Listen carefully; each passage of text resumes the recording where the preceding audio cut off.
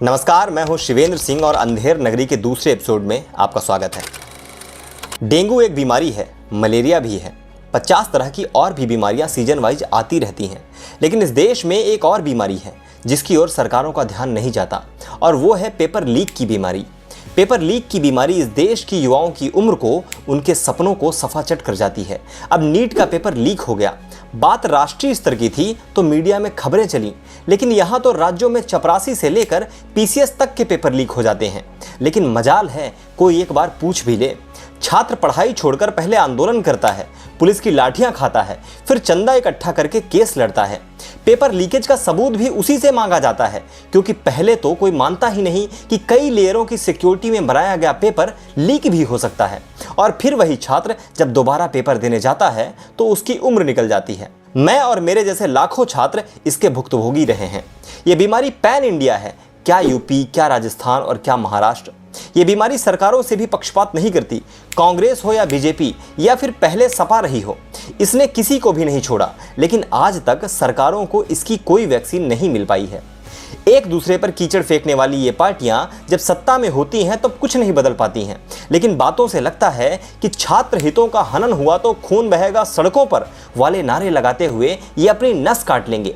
किसी को भी छात्रों की चिंता नहीं है। कांग्रेस कह रही है कि पकड़ा गया एक आदमी बीजेपी का नेता है, तो एक आरजेडी नेता के पकड़े जाने की भी खबरें मीडिया में चली। नेता किसी भी पार्टी का हो, लेकिन ये पार्टियां निर्लज्जता के साथ दूसरों के दामन पर कीचड़ उछालने आ जाती हैं, जैसे इनका चाल चरित्र बहुत साफ हो।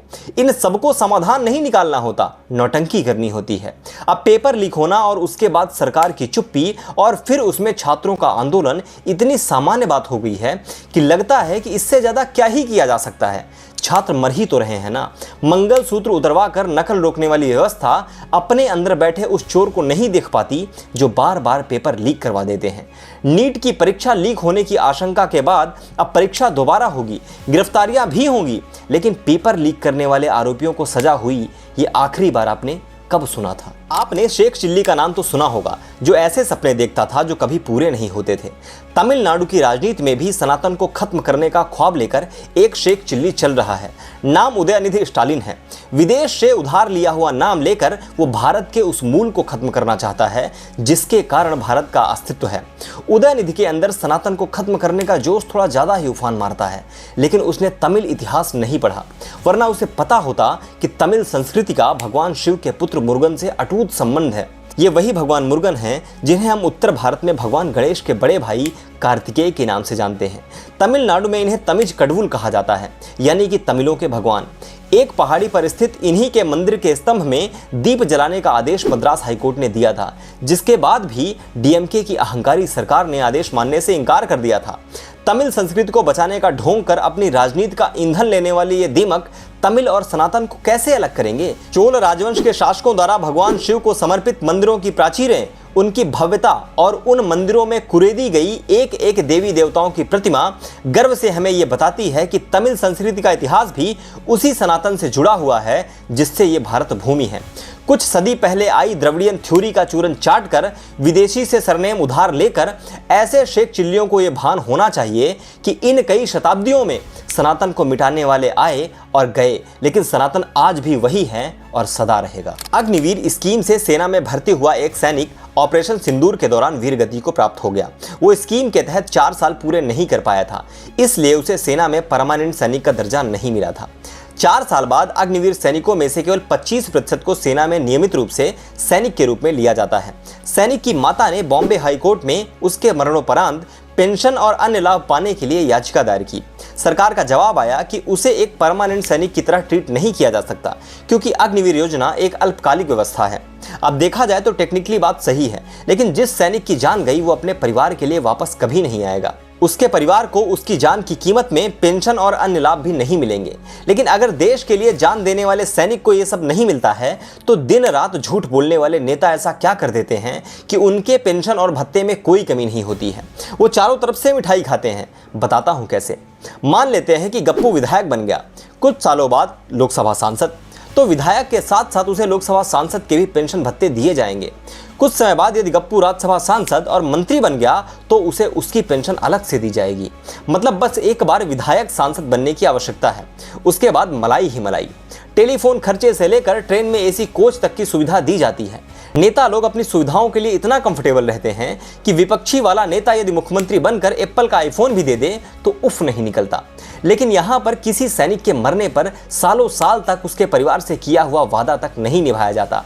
दिक्कत इस बात की नहीं है कि उसे क्यों नहीं मिल रहा, दिक्कत इस बात की है कि आपके कर्म उस सैनिक से श्रेष्ठ नहीं हैं तो आपको क्यों मिल रहा है। सुप्रीम कोर्ट के चीफ जस्टिस सूर्यकांत ने बेरोजगारों को कॉकरोच बता दिया। नौकरी ना पाए हुए युवा वैसे ही अपने पड़ोस की आंटियों और चचा लोगों से परेशान रहते थे। ताने मार मार के उनका जीना हराम कर दिया जाता है। लेकिन अब तो न्यायपालिका भी उनकी इज्जत उतारने पर आ गई है। मेरे पास माननीय मिलॉर्ड जी के लिए एक बढ़िया सुझाव है।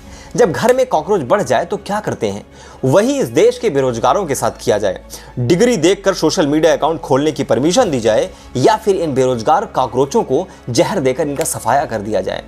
देश में बोझ बनकर आबादी का घनत्व बढ़ा रहे और भारत की धरती का बोझ बढ़ा रहे ऐसे बेरोजगारों का क्या काम है। वैसे भी कॉकरोच गंदगी में ही पनपते हैं। ये बेरोजगार भी उसी गंदे सिस्टम का परिणाम है जिसने इन्हें बेरोजगार बना रखा है। 1% एलीट क्लास वाली दुनिया में रहने वाले जज साहब को कहां पता होगा उस युवा का संघर्ष जो वो बेरोजगार ना बने रहने के लिए करता है। जिस सिस्टम पर वो प्रश्न उठाता है उस पर प्रश्न उठाने का अधिकार वही संविधान देता है जिसकी व्याख्या माननीय जी उस लाल वाली लंबी कुर्सी पर बैठकर करते हैं। अब ये और बात है कि आलोचना माननीय जी की नहीं होनी चाहिए। वहां पर संविधान का अनुच्छेद 19 स्वयं खतरे में आ जाता है। सिस्टम से ऊपर कहां कोई होता है।